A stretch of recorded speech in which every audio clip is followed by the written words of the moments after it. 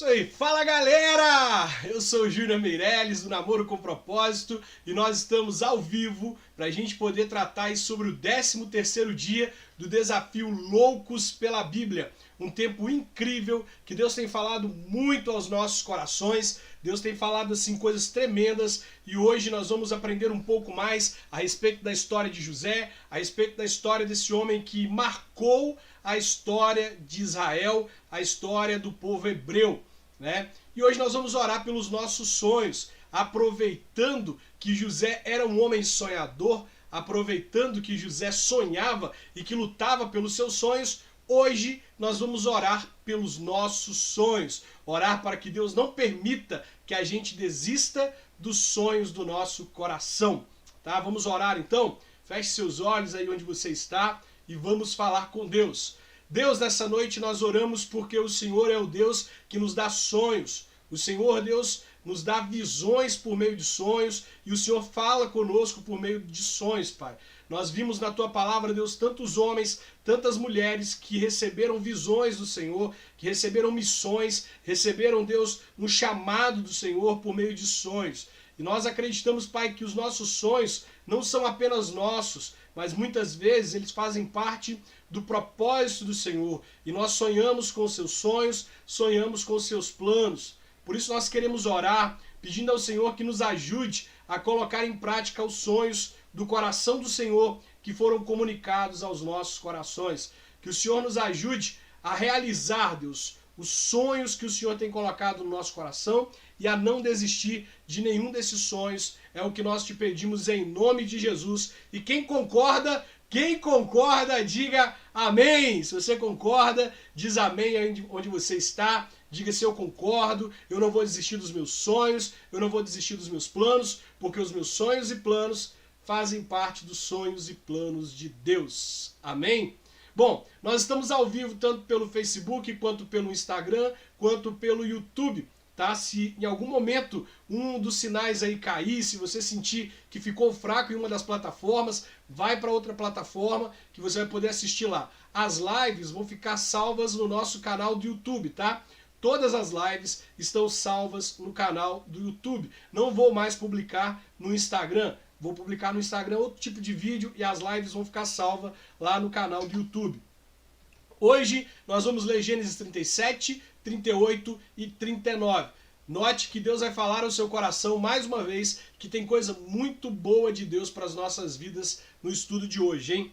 Gênesis 37, no verso 1 diz assim: Jacó ficou morando na terra de Canaã, onde seu pai tinha vivido. Esta é a história da família de Jacó. Quando José era um jovem de 17 anos, cuidava das ovelhas e das cabras, junto com seus irmãos, os filhos de Bila e de Zilpa, que eram mulheres do seu pai. E José contava ao pai as coisas erradas que os seus irmãos faziam. Preste atenção aqui em algo que a Bíblia está nos dizendo nas entrelinhas. Existem muitas coisas que nós podemos entender nas entrelinhas. A Bíblia está dizendo que José, quando ele tinha 17 anos, ele cuidava das ovelhas e das cabras do seu pai, junto com seus irmãos. Mas olha aqui, quem são as mães dos irmãos que José cuidava dos animais do pai? Apenas Bila e Zilpa. Leia não permitia que os filhos dela tivessem comunhão com José. José era desprezado por Leia ao ponto de ele não poder estar reunido com os irmãos dele, ao ponto dele não poder ter comunhão com os filhos de Leia. Percebe que a Bíblia está nos dizendo aqui que José, ele cuidava das cabras, das ovelhas com os irmãos, mas diz que apenas os filhos de Zilpa e de Bila cuidavam das ovelhas junto com José. Os filhos de Leia não, eles não cuidavam das ovelhas junto com José. E aí nós podemos ler no verso 3 o seguinte: Jacó já era velho quando José nasceu, e por isso ele o amava mais do que a todos os seus outros irmãos. Jacó mandou fazer para José uma túnica longa de mangas compridas. Os irmãos viam que o pai amava mais José do que a eles, e por isso tinham ódio dele, e eram grosseiros quando falavam com José. Certa vez, José teve um sonho. grave esse verso 5, olha. Nós estamos falando aqui de uma realidade extremamente complicada. José está vivendo numa casa em que a briga entre as esposas do pai, havia uma disputa para saber qual era a esposa que daria mais filho para Jacó, né? Então há confusão nessa casa. Os irmãos de José o odiavam. Então nós estamos falando da realidade de uma casa que existe divisão, ódio, inveja, briga, disputa, um caos. A situação da família de José era extremamente problemática. As circunstâncias nas quais José vivia eram circunstâncias muito desastrosas. No entanto, mesmo no meio de todas essas circunstâncias adversas, mesmo no meio de todos esses problemas, mesmo no meio de uma família rompida ao meio, dividida, problemática, mesmo no meio do caos, José sonha. E isso é o que é lindo. É você poder ter paz no meio das maiores tribulações. É receber a paz que excede todo o entendimento e não conseguir compreender, porque o mundo está desabando, está tudo complicado, a sua família está cheia de problema, seus irmãos se perdendo, sua mãe e seu pai desviado, está tudo complicado. No entanto, ainda assim, nesse ambiente catastrófico, nesse ambiente problemático, nesse ambiente caótico, Deus te dá sonhos. Isso queima o meu coração, uma palavra da parte de Deus dizendo para você o seguinte: não desista de sonhar. Independente da realidade que você está vivendo, independente das dificuldades da sua casa, da sua família, não desista de sonhar. Não é porque os seus pais não têm condições, ou porque ninguém da sua família tem curso superior, foi à faculdade, que você deve desistir dos seus sonhos de ir para a faculdade. Não é porque a sua família está vivendo debaixo de um ciclo de destruição de casamentos que você deve desistir do seu sonho de ter um casamento feliz. Ah, o meu pai separou da minha mãe, meu irmão casou e separou, a minha tia casou e separou, enfim, todas as pessoas que se casam na minha casa se separam. E aí, o que eu faço? Continue sonhando, independente do problema, independente do ambiente caótico, sonhe. Sonhe. Não deixe que seus sonhos morram no meio do caos, mas que ele seja como uma flor que nasce até mesmo no meio do lixo. Porque as circunstâncias e o ambiente onde você está não altera o propósito de Deus para a sua vida. Note que uma flor pode nascer no meio de um lixo e outra pode morrer no jardim. O que vai determinar se seus sonhos serão como uma flor que nasce mesmo na adversidade ou se vai morrer na bonança é você lutar pelos seus sonhos e colocar os seus sonhos debaixo da graça de Deus, debaixo dos pés do Senhor. Amém? O verso 5, eu chamo a sua atenção para o nosso propósito de leitura bíblica. Pega a sua Bíblia, leia a Bíblia comigo. Não fica apenas me ouvindo, lendo a Bíblia e conversando nos comentários. Não, acompanhe a leitura bíblica mesmo para você poder absorver o máximo possível daquilo que Deus está falando aos nossos corações. O verso 5 diz: certa vez José teve um sonho e contou aos seus irmãos. E aí é que eles ficaram com mais raiva dele, porque ele disse assim: escutem, que eu vou contar o sonho que eu tive. Sonhei que estávamos no campo armando feixes de trigo. De repente, o meu feixe ficou de pé, e os feixes de vocês se colocaram em volta do meu e se curvaram diante dele. Então os irmãos perguntaram: quer dizer que você vai ser nosso rei e que vai mandar em nós? E ficaram ainda com mais ódio dele, por causa dos seus sonhos e do jeito que ele contava. A história de José nos dá uma lição também importante para que a gente não cometa o erro de partilhar dos nossos sonhos e planos para qualquer pessoa. Muitas vezes nós acreditamos que as pessoas vão entender os nossos sonhos, vão compreender e vão nos incentivar a lutar pelos nossos sonhos na medida que nós esperamos que elas façam. Mas note, nem sempre as pessoas compreendem aquilo que Deus colocou no nosso coração. Muitas vezes o sonho foi colocado no seu coração por Deus e outras pessoas vão duvidar dele. Quantas vezes o Namoro com Propósito, este ano vai completar 12 anos. Quantas vezes pessoas tentaram me desmotivar a desistir do propósito, pessoas tentaram dizer: apaga a página, vai viver a sua vida, não fique envolvido com o mundo virtual, né? E se eu tivesse ouvido essas pessoas, talvez hoje eu não estaria aqui falando da palavra de Deus para você, compartilhando com você os segredos da palavra, falando com você para não desistir de sonhar, reavivando dentro do seu coração o sonho. Porque eu partilhei do meu sonho de estar fazendo isso aqui para pessoas que não compreendiam o que Deus tinha colocado no meu coração. E nós precisamos aprender com José e com a história de José que nós não podemos esperar que todas as pessoas entendam o sonho que Deus colocou no nosso coração. Nós não podemos esperar que todas as pessoas compreendam o propósito de Deus para a nossa vida. O propósito de Deus para a nossa vida é algo muito particular e nem todas as pessoas vão compreender. Ao contrário, nós vamos encontrar pessoas invejosas, pessoas frustradas, pessoas ambiciosas, pessoas que vão fazer com que a gente desista dos sonhos porque elas desistiram dos sonhos delas. Elas vão dizer, poxa, eu tentei e não consegui, você vai conseguir? Olha o que os irmãos estão dizendo. Você é o menor, vai reinar sobre nós? Impossível. Impossível. Nem todas as pessoas compreendem os nossos sonhos. Nem todas as pessoas compreendem. Né? Verso 9. Depois José sonhou outra vez e contou também esse sonho aos seus irmãos. Ele disse assim, eu tive outro sonho. Desta vez o sol, a lua e 11 estrelas se curvavam diante de mim. Quando José contou esse sonho ao seu pai e aos seus irmãos, o pai repreendeu José e disse, o que quer dizer esse sonho que você teve? Por acaso a sua mãe, os seus irmãos e eu vamos nos ajoelhar diante de você e encostar o rosto no chão? Os irmãos de José tinham inveja dele, mas o seu pai ficou pensando no caso. Os irmãos de José aumentaram ainda mais o nível da inveja, do ódio, da raiva, porque José sonhava. No meio daquele problema todo, eles não sonhavam, mas José sonhava. E um sonhador no meio do caos incomoda muita gente. Incomoda muita gente. Um dia, os irmãos de José levaram as ovelhas e as cabras do pai até os pastos que ficavam perto da cidade de Siquém. Vamos lembrar da cidade de Siquém. A cidade de Siquém é onde morava Siquém, filho de Amor, o Eveu. E esse homem, ele abusou sexualmente de Diná, depois queria casar-se com Diná. Os irmãos de Diná mataram ele, todo o povo dele, e Jacó teve que sair daquele lugar onde ele estava morando por medo de ser atacado pelo povo de Siquém, pelos os povos ao redor daquele lugar, né? E agora eles voltam para aquele lugar para levar os animais para pastar, né? Então Jacó disse a José, venha cá, vou mandar você até a cidade de Siquém, onde os seus irmãos estão cuidando das ovelhas e das cabras.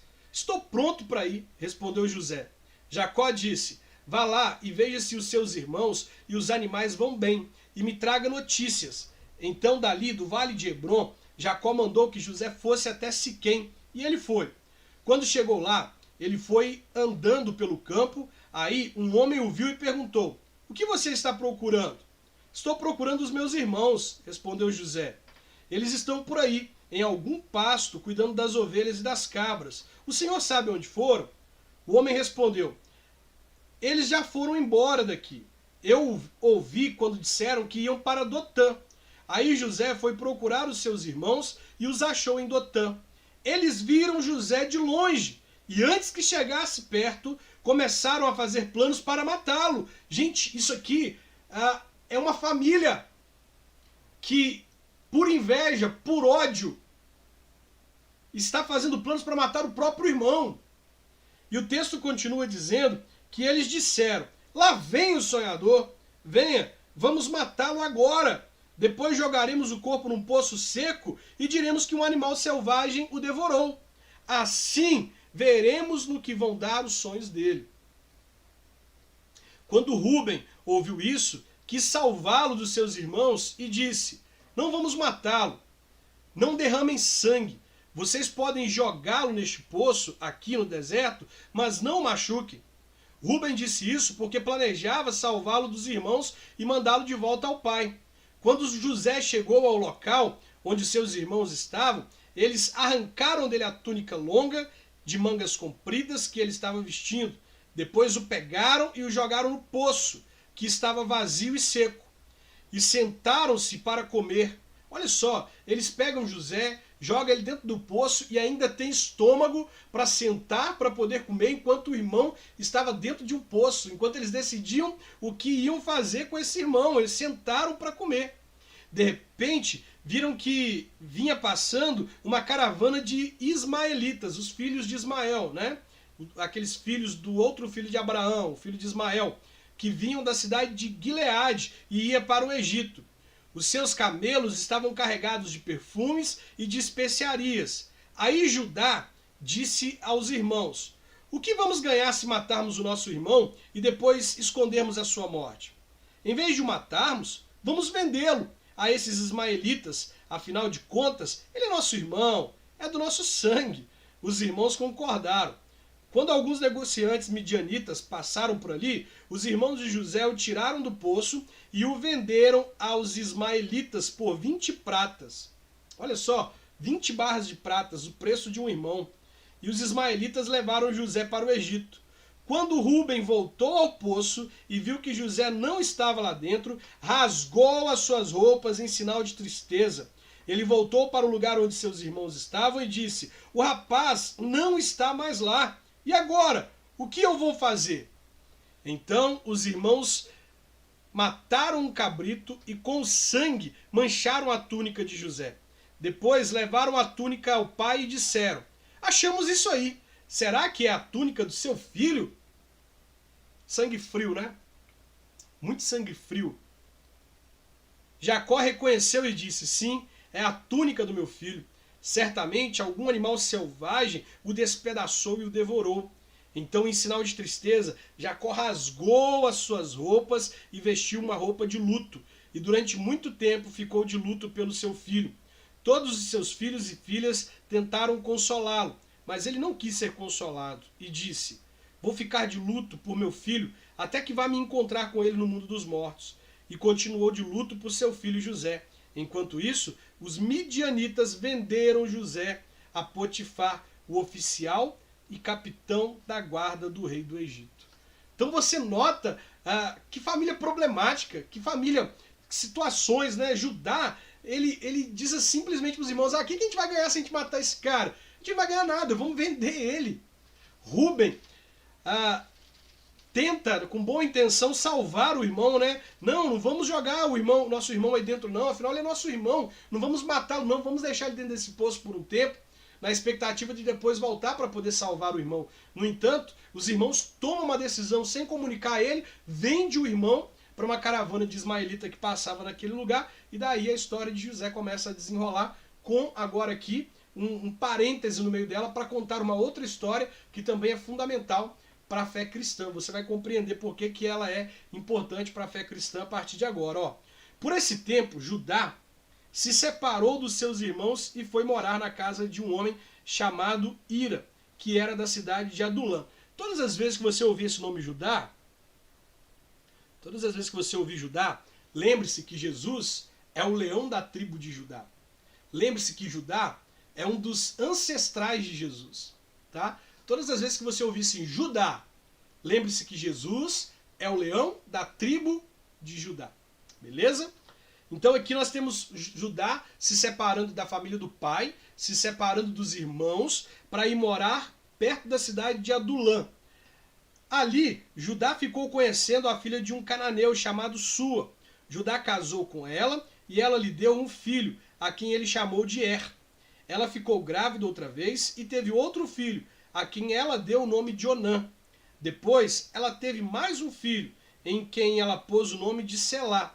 Judá estava em Quezibe quando esse menino nasceu.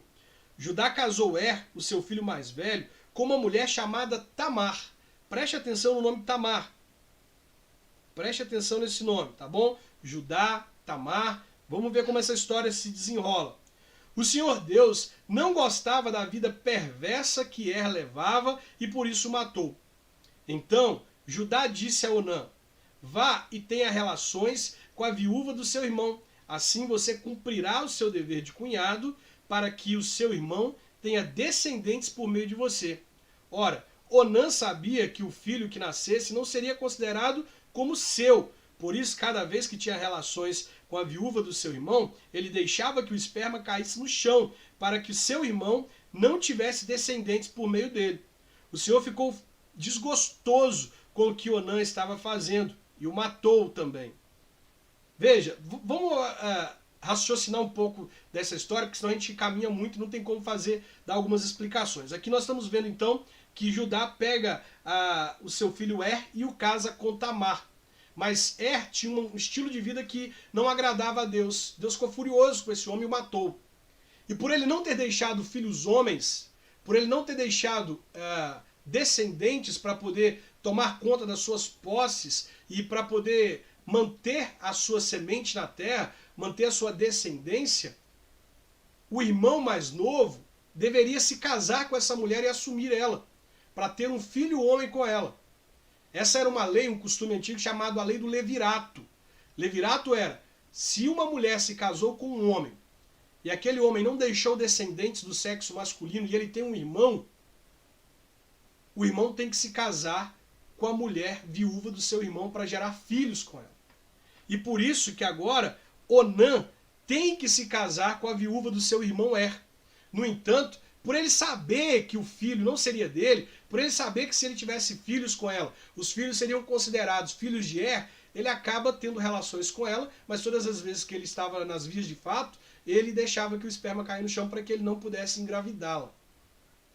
Aí, Deus também não se agradou da prática desse homem e o matou. Algumas pessoas comparam a atitude de Onã com uma atitude de quem se autogratifica sexualmente, por exemplo, com quem se masturba, por exemplo.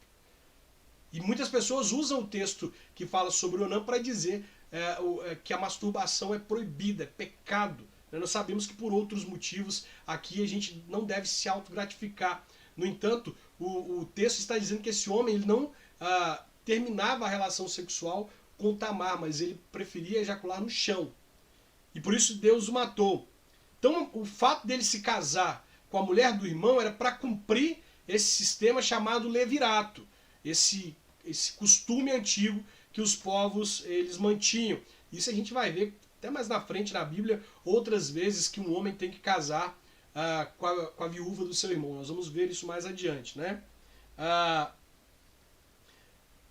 Agora aqui no verso 11, então Judá disse a Tamar, a sua nora, volte para a casa do seu pai e continue viúva, até que o meu filho Selá fique adulto. Selá era o filho mais novo de Judá. Ele disse isso porque tinha medo que Selá fosse morto, como havia acontecido com os seus irmãos. Assim, Tamar foi morar na casa do pai dela.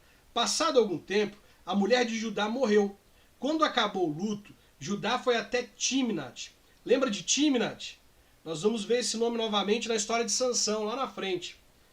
Judá foi a Timnat, onde estavam cortando as lãs das suas ovelhas. E o seu amigo Ira, de Adulão, foi com ele. Alguém contou a Tamar que o seu sogro ia a Timna a fim de cortar a lã das suas ovelhas. Então ela trocou de roupa, deixando de lado as suas roupas de viúva, as roupas de luto, né? As roupas que mostravam que ela estava em luto pela morte do seu marido. Ela trocou essas roupas, cobriu o rosto com um véu e se disfarçou. Em seguida foi e se sentou perto da entrada da cidade de Enaim, que fica no meio do caminho para Timnat. Ela fez isso porque sabia muito bem que Selá já era homem feito, mas Judá não havia mandado que ele se casasse com ela. Quando Judá a viu, pensou que era uma prostituta, pois ela estava ali com o rosto coberto. Ele foi falar com ela na beira do caminho, sem saber que ela era sua nora. Ele disse, você quer ir para a cama comigo? Ela perguntou, quanto é que o senhor me paga? Ele respondeu, eu lhe mando um cabrito do meu rebanho. Está bem, disse ela, mas deixe alguma coisa comigo como garantia de que você vai mandar o cabrito. Judá perguntou, o que você quer que eu deixe? Ela respondeu, o seu sinete com o cordão e também o seu bastão. Então Judá entregou os objetos e teve relações com ela, e ela ficou grávida. Tamar voltou para casa, tirou o véu, vestiu as suas roupas de viúva novamente. Mais tarde, Judá mandou seu amigo Ira levar o cabrito e trazer de volta os objetos que havia deixado com ela, mas Ira não a encontrou. Ele perguntou aos homens de Enaim se sabiam onde estava a prostituta que costumava ficar na beira da estrada. Aqui não esteve nenhuma prostituta, foi a resposta deles. Ira voltou e disse a Judá: não me encontrei a mulher. E os homens do lugar disseram que ali nunca havia estado nenhuma prostituta. Então Judá disse: pois ela que fique com as minhas coisas, assim ninguém vai zombar de nós. Eu mandei o cabrito, mas você não encontrou a mulher. Passados uns 3 meses, foram dizer a Judá o seguinte: a sua nora agiu como uma prostituta e agora está grávida. Aí Judá disse: tragam essa mulher para fora, a fim de ser queimada. Quando a estavam tirando da sua casa, ela mandou dizer ao seu sogro: quem me engravidou foi o dono destas coisas. Examine e veja de quem são o sinete com o cordão e o bastão. Judá reconheceu as coisas e disse: ela tem mais razão do que eu, pois eu prometi casá-la com meu filho Selá, mas não cumpri a promessa. E nunca mais teve relações com ela. Na hora de Tamar dar à luz, descobriram que ela ia ter gêmeos. Quando ela estava no trabalho de parto, um dos gêmeos pôs a mão para fora. A parteira pegou uma fita vermelha e amarrou na mão. E disse: este saiu primeiro. Mas ele puxou a mão e o irmão gêmeo nasceu primeiro. Então a parteira disse: como você abriu caminho? Como você abriu caminho? E puseram nele o nome de Pérez. Pérez significa aquele que abre o caminho, né? Depois nasceu o outro, o que estava com a fita vermelha amarrada na mão. E ele recebeu o nome de Zerá, que significa vermelho, né? Por causa da fita vermelha. Vamos lá. Tamar. A gente olha para a história de Tamar e acredita que essa mulher agiu mal, que ela foi perversa, que ela agiu como uma prostituta, como o texto relata, né? Ela teve relações com o próprio sogro e, olhando para essa história do lado de fora, sem compreender a ordem cronológica dos fatos, a gente vai pensar assim: essa mulher agiu mal. Foi como se fosse uma prostituta, tanto que o sogro manda procurá-la como se ela tivesse sido uma prostituta. No entanto, quando eu peço para você lembrar dos nomes Judá e Tamar, eu quero lembrar para você o seguinte, de Mateus capítulo 1, que a gente já leu. Lembra que Judá é filho de Leia? Lembra que Leia, ao ter Judá, fala que agora sim ela seria amada por Deus? Ela não estava mais agora depositando a sua esperança de amor no marido, mas agora depositava a sua esperança de amor em Deus? Quando a gente lê Gênesis capítulo 1, a gente lê o seguinte: essa é a história dos antepassados de Jesus Cristo. Antepassados de quem? De Jesus Cristo. Descendente de Davi, que era descendente de Abraão. Abraão foi pai de Isaac. Isaac foi pai de Jacó. Jacó foi pai de Judá. E dos seus irmãos, Judá foi pai de Pérez. E Pérez de Zerá.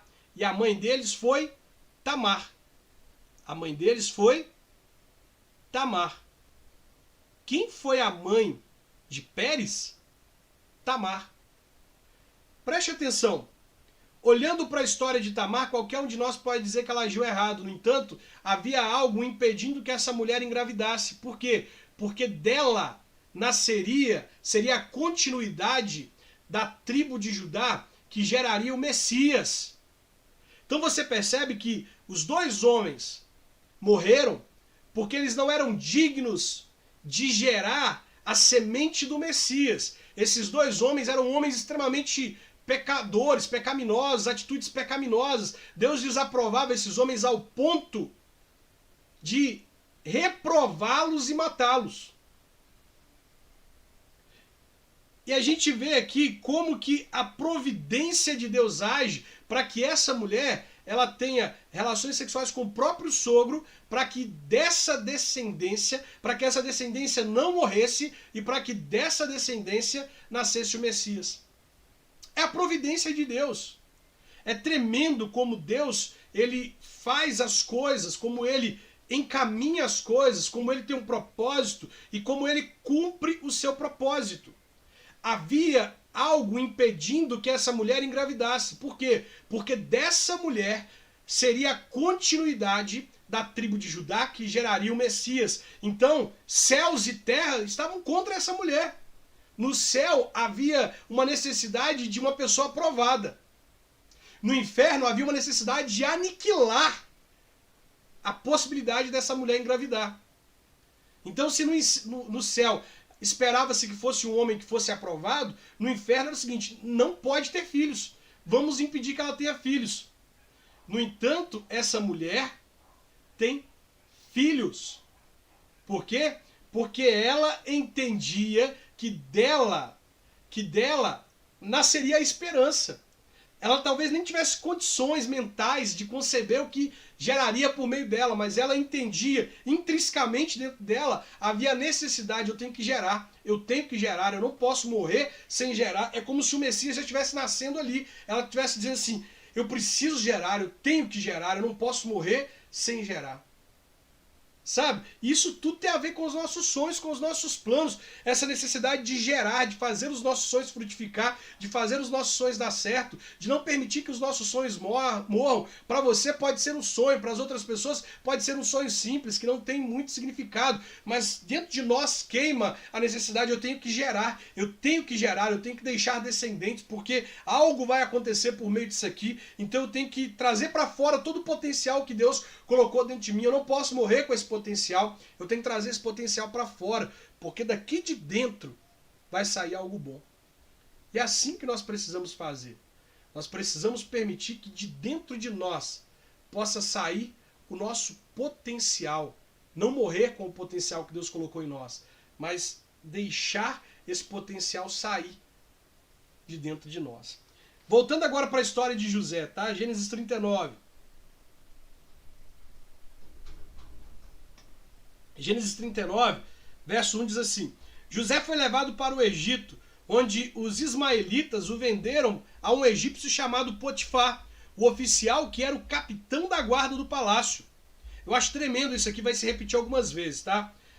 Isso que vai dizer agora no início do verso 2 vai se repetir algumas vezes durante toda a história de José. Você vai ler isso aqui, ó. O Senhor Deus estava com José. Lá dentro daquele poço onde os irmãos o jogaram, Deus estava com José. Na casa de Potifar, Deus estava com José. E aí, se você for ver, aqui no verso 21, do mesmo capítulo, Gênesis 39, 21, diz assim: mas o Senhor estava com ele. Verso 23 vai dizer: o Senhor estava com ele. Olha que coisa tremenda. A Bíblia está dizendo: se você, não importa onde você está, importa quem está com você. Não importa se José está no poço, não importa se José está no palácio, não importa se José está na casa do Potifar, não importa se José está na prisão. O que importa é que o Senhor está com ele.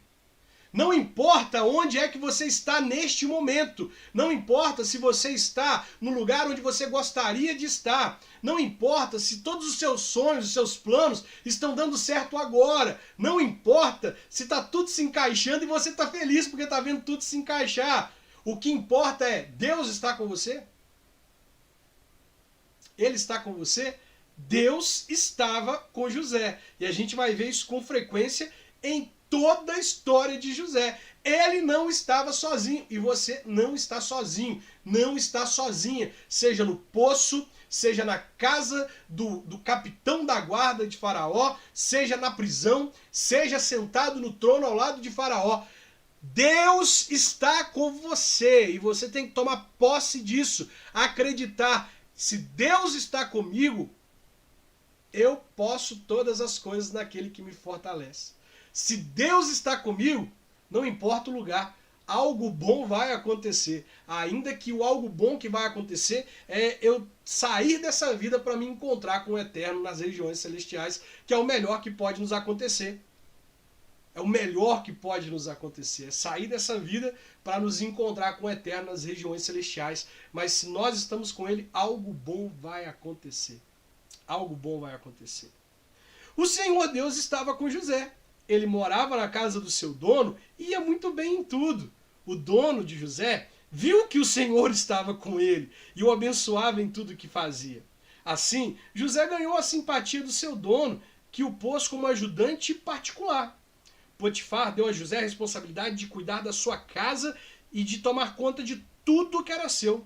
Dali em diante, por causa de José, o Senhor abençoou o lar do egípcio e também tudo que ele tinha em casa e no campo. Gente, eu quero ser essa pessoa.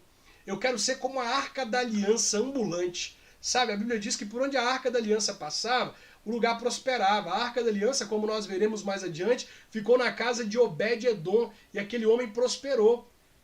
José era a arca da aliança ambulante. Onde ele estava, era abençoado. Eu quero ser essa pessoa que por onde passa, abençoa. Deixa um rastro de bênção. Deixa um rastro positivo, sabe? Que as pessoas sejam capazes de olhar para mim e dizer, o Senhor está com você. Deus está com você. Por que Deus está comigo? Onde você viu isso? Porque tudo que você toca é abençoado. Porque tudo que você toca prospera. Eu quero ser esse tipo de pessoa.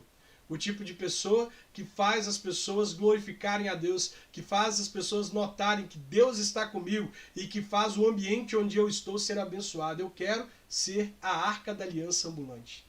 Você pode digitar isso aí? Eu quero ser a arca da aliança ambulante? Digita isso aí. Eu quero ser a arca da aliança ambulante. Eu quero andar com a bênção e transmitir a bênção por onde eu passar. Amém? Eu quero isso para a minha vida. Potifar entregou nas mãos de José tudo o que tinha e não se preocupava com nada, a não ser com a comida que comia. Aí vai falar agora sobre as características desse José. Ó. José era um belo tipo de homem simpático. Ele era bonito, pessoal. José era bonito. A Bíblia, quando ela vai dizer que era belo e simpático, ela está aqui mostrando características internas e externas. Ela está dizendo assim, ele era bonito por dentro e por fora. Ele não era bonito apenas de aparência, ele não era bonito apenas esteticamente, ele era bonito por dentro porque era simpático, porque era alguém que tinha conteúdo para conversar, agradável para conversar, mas era bonito também de aparência. Sabe? As pessoas notavam a beleza de José, tanto notavam que no verso 7, algum tempo depois, a mulher do seu dono começou a cobiçar José. Um dia ela disse, venha, vamos para a cama. Ele recusou dizendo assim, escute, eps, calma, vá de retro, Satanás. Escute, o meu dono não precisa se preocupar com nada nessa casa, pois eu estou aqui. Ele me pôs como responsável por tudo que tem. Nesta casa eu mando tanto quanto ele. Aqui eu posso ter o que quiser, menos a senhora, pois é a mulher dele. Sendo assim, como poderia eu fazer uma coisa tão imoral e pecar contra Deus? Pecar contra quem? Ei, psiu, pecar contra quem? Pecar contra Deus. Gente, olha aqui que coisa tremenda. José poderia pensar assim, eu não posso fazer isso não, porque se eu fizer isso, Potifar vai descobrir que eu fiz e ele vai mandar me matar. Eu não posso fazer isso não, porque se Potifar ficar sabendo que eu fiz isso, vai mandar me prender. Eu não posso fazer isso não, porque se meu pai ficar sabendo do que eu fiz, vai se envergonhar de mim. Ele poderia pensar como algumas pessoas hoje em dia pensam, sabe? Eu não posso fazer isso não, porque se meu líder de jovens ficar sabendo, vai me tirar da equipe de louvor, vai me afastar do ministério, vai me dar um tempo de banco. José não temia perder a posição de mordomo, de administrador da casa de Potifar. José não temia morrer pelas mãos de Potifar. José não temia ir para a prisão. José temia pecar contra Deus. Aqui tem um jovem cheio de temor, que é o contrário de Moisés, que nós vamos ler lá na frente, né? Nós vamos ver lá na frente Moisés, que quando Moisés vai matar o egípcio, ele dá uma olhadinha para o lado, dá uma olhadinha para o outro, dá uma olhadinha para trás. Quando ele vê que ninguém está vendo, ele mata o egípcio. José poderia fazer isso. Poderia olhar para um lado, olhar para o outro, olhar para trás e falar assim, não tem ninguém vendo, tô sozinho, né? Ela tá ali se oferecendo, eu não consigo, a carne é fraca, então vou me lançar. Não. Ele era um jovem responsável. Gente, as pessoas me escrevem aqui com tanta frequência dizendo assim, o que a gente faz para segurar a onda no namoro? O que a gente faz para não pecar na área da sexualidade no namoro? O que faz? É só não querer pecar. Mas a gente é fraco, a carne é fraca. Ops, a sua desculpa que está sendo forte demais aí. que está sendo fraca, aliás, né? A sua desculpa que está sendo fraca. Porque, meu irmão, se você tomar a decisão de que não vai, não importa se o outro quer. Se você fala assim, eu não vou, não importa se o outro quer. Ah, eu quero. Tudo bem você querer, mas eu não quero, eu não vou. Por que você não vai? Porque eu temo a Deus. Ah, eu vou te largar, eu vou te abandonar se você não for. Então vai embora, não tem problema não. Eu prefiro te perder do que perder a presença de Deus. Você vai me abandonar porque eu quero me guardar em pureza, em santidade, na presença de Deus? Então, meu amigo, eu tô aqui. Deixa eu te dizer, eu estava enganado a respeito de você. Eu estava enganado a respeito de você. Eu pensei que você tinha princípios. Eu pensei que você amava Deus. Eu pensei que você se importava com Deus acima de tudo. Você vai me largar porque eu quero me guardar, porque eu quero me manter puro até o casamento? Ah, não acredito nisso. Como eu estava enganado, como eu estava enganada de você, a respeito de você. O que vai acontecer então lá no casamento, se por algum motivo eu não conseguir te satisfazer, você vai me largar? O que vai acontecer se lá quando a gente estiver casado, eu sofrer um acidente, eu tiver algum impedimento e eu não conseguir te satisfazer, você vai embora? Vai me trair? Ah, que pena. Que pena. Então melhor você ir embora agora. Melhor você ir embora agora, porque eu estava muito enganado, muito enganada sobre você. Ei, não perca os seus princípios para poder manter uma pessoa do seu lado. Não abra mão dos seus valores. Não abra mão da sua virgindade, da sua pureza sexual para poder manter alguém do seu lado. Não faça isso. Mantenha-se fiel a Deus. Não tenha medo se a pessoa vai te abandonar. Não tenha medo do que vão falar de você. Eu tenho um amigo que acabou de formar na faculdade, morava lá em Niterói, acabou de formar na faculdade, eles fizeram um cruzeiro para poder comemorar que a turma havia se formado. E aí nesse cruzeiro eles iam passar alguns dias viajando e separaram os quartos por homens e mulheres, né? As mulheres no andar de cima, os homens no andar de baixo, cada quarto cabia uma quantidade de homens, cada quarto cabia uma quantidade de mulheres, e aí lá no meio da festa de formatura deles, da comemoração da formatura deles no cruzeiro, eles estavam muito felizes, o pessoal começou a chapar um pouco, ele entendeu que o ambiente não era para ele, foi embora, foi para dentro do quarto dele, porque ele entendeu que passou do limite a festa, não dava mais para ele poder permanecer naquele lugar. E aí ele foi embora pro quarto. Sabe o que os amigos fizeram? Os amigos chamaram uma moça, de acordo com ele, uma moça muito bonita, assim, muito atraente, chamaram ela e fizeram uma aposta, colocando ela na aposta. E ela topou a aposta. Olha só como é que tem gente pra tudo nesse mundo. Eles falaram com ela assim, ó, negócio seguinte, fulano foi pro quarto e ele é crente. Vamos mudar a ideia desse homem hoje. Hoje não vamos fazer ele deixar de ser crente. Sabe o que você vai fazer? Na hora que ele estiver lá no quarto dele, lá, nós vamos te dar a chave do quarto. Os jovens estavam com ele dentro do quarto. Vamos te dar a chave do quarto. Você vai entrar, vai arrancar a roupa e vai deitar com ele. Vamos ver se ele é crente mesmo. Hoje ele vai abrir mão desse valor, desse princípio dele. E assim foi feito. Ela pegou a chave, entrou dentro do quarto, tirou, entrou debaixo da coberta, ele estava dormindo lá, sem roupa, peladona. Sabe o que ele fez? Gritou desesperadamente: sangue de Jesus tem poder! Deus me livre! Tá amarrado isso aqui! E os amigos dele vieram, zoaram ele, fizeram graça com a cara dele, chamaram ele daquele nome lá que você sabe que vão chamar o homem que rejeita uma oportunidade dessa, colocaram em dúvida a sexualidade dele. Mas sabe o que ele disse? Ele andou, saiu daquele lugar ali normalmente, no meio dos amigos que estavam zoando, de cabeça erguida, dizendo assim: é melhor ser vaiado na terra, é melhor ser humilhado na terra do que ter Deus no céu entristecido comigo. Eu prefiro perder a oportunidade de me dar bem diante dos outros aqui e de ser aplaudido pelos outros do que fazer Deus ficar triste comigo. Olha, ele passou por uma humilhação tremenda, terrível.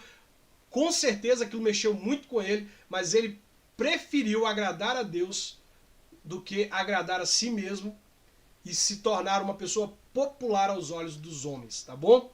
E aí José vai lá, né? Verso 8 ele diz, ele recusou, dizendo assim: escute, mulher, o meu dono não precisa se preocupar com nada nessa casa, pois eu estou aqui. Ele me pôs como responsável por tudo que tem. Nessa casa eu mando tanto quanto ele. Aqui eu posso ter o que quiser, menos a senhora, pois a senhora é a mulher dele. Sendo assim, como eu poderia fazer uma coisa tão imoral e pecar contra Deus? Todo pecado é um pecado contra Deus. Você fere a pessoa, mas o pecado é contra Deus. Todos os dias ela insistia que ele fosse para a cama com ela, mas José não concordava e também evitava ficar perto dela. Olha que coisa impressionante, evitar ficar perto. Gente, grava! Ei, pega uma caneta aí, ó, e risca aí, ó, evitava. Risca essa palavra, evitava. Não dá para ficar naquele flerte com o pecado, tipo assim, tem uma pessoa que está tentando te fazer cair, tem uma pessoa que está tentando te atrair para pecar, tem uma pessoa que está tentando fazer com que você abra mão dos seus princípios. Você está namorando com alguém que frequentemente te tenta, frequentemente toca na sua fraqueza e você vai ficar flertando ali com aquilo. Ai, não quero. Ai, não quero. Me segura que eu já vou. Me segura. Ei, não dá para poder ficar flertando com o pecado. Você tem que evitar. É fazer como José fazia. Evitava ficar perto. Evitar ficar perto da sua fragilidade. Se é a sua fragilidade, fica distante. Evita passar naquela rua, evita andar com aquelas amizades, evita se relacionar com a pessoa que está te levando a pecar. Se é um namoro, evita os lugares que te levam a pecar. Evite, para que você possa se manter fiel a Deus, tá? Mas um dia, como de costume, ele entrou na casa para fazer o seu trabalho. E olha, nesse dia, nenhum empregado estava ali. Oh, meu Deus, e agora? Ai, gente, já que não tem ninguém mesmo, essa mulher tá doida, cheguei na casa da minha namorada, não tem ninguém mesmo, e o negócio é o seguinte, mulher, você tá me tentando demais, é hoje. Cheguei na casa do meu namorado, não tinha ninguém lá, então pronto, acabou. Agora vai. Já que não tem ninguém mesmo, ninguém vai acusar, ninguém vai criticar, ninguém vai falar nada, então agora vai. Ei, ele entrou na casa para fazer o seu trabalho, só que nenhum empregado estava ali. Então a mulher o agarrou pela capa, mas ela me agarrou, ela forçou, né? Eu tentei, mas ela forçou e aí não teve como, eu tive que ceder. Ela o agarrou para a capa e disse, venha meu filho, ela foi muito clara, venha, vamos para a cama. Ela está sendo muito clara, vamos para a cama. Ela o agarrou, mas ele escapou e correu para fora, deixando a capa nas mãos dela. Quando notou que ao fugir ele havia deixado a capa nas suas mãos, a mulher chamou os empregados da casa e disse, vejam só, esse hebreu que o meu marido trouxe para casa está nos insultando. Ele entrou no meu quarto e quis ter relações comigo, mas eu gritei o mais alto que pude. Logo que comecei a gritar bem alto, ele fugiu, deixando a sua capa no meu quarto. Ela guardou a capa até que o dono de José voltou. Aí contou a mesma história assim. Esse escravo hebreu que você trouxe para casa entrou no meu quarto e quis abusar de mim, mas eu gritei bem alto e ele correu para fora, deixando a sua capa no meu quarto. Veja só de que jeito o seu escravo me tratou. Quando ouviu essa história, o dono de José ficou com muita raiva. Ele agarrou José e o pôs na cadeia onde ficavam os presos do rei. E José ficou ali. Mas o Senhor estava com ele e o abençoou, de modo que ele conquistou a simpatia do carcereiro. Este pôs José como encarregado de todos os outros presos, e ele era quem mandava em tudo o que se fazia na cadeia. O carcereiro não se preocupava com nada que estava entregue a José, pois o Senhor estava com ele e o abençoava em tudo o que ele fazia. Eu quero ser essa pessoa. Eu quero ser a pessoa que o Senhor está com ele e abençoa em tudo que faz. Eu quero ser essa pessoa que o Senhor está com ele e por onde ele passa há um rastro de bênção. Você quer ser essa pessoa? Para ser essa pessoa, você terá que ser capaz de fazer grandes sacrifícios, grandes chamados, grandes propósitos, grandes missões dadas por Deus exigem grandes sacrifícios. José só era abençoado, as pessoas só notavam que José estava com Deus ao seu lado e que Deus o abençoava porque ele era capaz de fazer grandes sacrifícios. Fazer grandes sacrifícios é nadar contra a maré, é fazer diferente do que todo mundo está fazendo. Todo mundo está fazendo? Eu não vou fazer porque isso desagrada a Deus. Está todo mundo indo para aqui, mas isso desagrada a Deus? Eu não vou. Ah, a minha geração se perdeu, tá todo mundo indo para a cama no namoro. Eu não vou receber a bênção de Deus, ser abençoado por Deus, fazer com que as pessoas notem que você é abençoado, exige grandes sacrifícios. Você tem que estar disposto a renunciar à impureza do seu namoro. Você tem que estar disposto a cortar qualquer coisa que está te fazendo a pecar no seu namoro. Você tem que estar disposto a até mesmo perder o namoro, perder a admiração das pessoas, mas não perder o respeito e a admiração de Deus. Tem que ser como José. Ah, eu não estou nem aí. Eu prefiro que meus desejos morram. Eu prefiro que zombem de mim. Eu prefiro que fiquem dizendo que eu não sou tão homem. Eu prefiro que digam o que quiserem, que pensem o que quiserem. O que as pessoas pensam de mim não importa. O que importa é o que Deus pensa ao meu respeito. Não vai me trazer vantagem, satisfazer a minha carne por alguns momentos nessa terra, se eu for entristecer o meu Deus e fazer com que Ele lá do céu fique triste comigo. Eu prefiro ficar triste do que entristecer o meu Deus. Eu prefiro abrir mão dos prazeres, dos desejos, da possibilidade de me satisfazer para continuar satisfazendo a Deus. Os aprendizados de hoje? Ah, hoje você aprendeu a não desistir dos seus sonhos. Sonhe, independente das circunstâncias, independente do ambiente. O ambiente é caótico, é problemático, sua família está vivendo problemas, você vê os seus familiares se divorciando e você quer muito se casar, continue sonhando. Mas não apenas sonhe, faça as coisas da maneira correta, sabe? Fazendo as coisas da maneira correta, se casando em pureza, em santidade, abrindo mão das relações sexuais do namoro, colocando Deus em primeiro lugar, você vai conseguir ter um casamento firme e inabalável. E você vai mostrar para os seus familiares que você foi bem sucedido porque você decidiu agradar a Deus acima de tudo. Continue sonhando, mesmo que tudo ao seu redor diga que você não deve sonhar. Você quer ser a arca ambulante da presença de Deus? Para você ser o portador da bênção de Deus e abençoar por onde quer que você passe, você tem que estar disposto a fazer grandes sacrifícios. Você está disposto? Você está disposto a fazer grandes sacrifícios? O que você sacrificaria por Deus? Eu lembro que no meu namoro houve um momento em que nós começamos a passar dos limites, nós começamos a nos beijar de maneira mais quente, ter desejos mais quentes, sabe? E isso certamente faria com que a gente fosse para a cama, que a gente pecasse, que a gente se afastasse de Deus. E aí um dia Deus me disse: Júnior, eu não te tirei do mundo para você continuar como você estava no mundo. Se você continuar tendo um namoro nesses moldes com a Michelle, você vai levar ela a pecar e você vai pecar e você vai se afastar de mim e ela também vai se afastar. Eu não quero que vocês se afastem de mim. Júnior, o que você é capaz de sacrificar por mim? Deus falou comigo. Sabe o que eu decidi? Eu falei com a Michelle, nós precisamos parar de nos beijar. Nós precisamos voltar a ter um namoro em corte. Sabe por quê?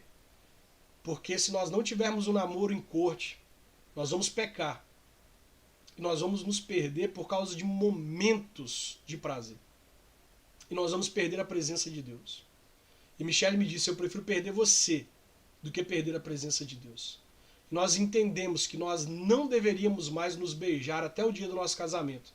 Porque se nós o fizéssemos, nós estaríamos pecando contra Deus. Nós fomos capazes de ficar 1 ano e 8 meses sem abraços, sem beijos, até o dia do nosso casamento, para que nós pudéssemos nos consagrar, nos purificar e chegar lá no casamento em santidade. Você quer ser a arca ambulante da presença e da bênção de Deus? O que você é capaz de sacrificar por Deus? Qual é o nível da sua renúncia? Deus abençoe a sua vida, um forte abraço e até amanhã. Amanhã a gente se encontra de novo.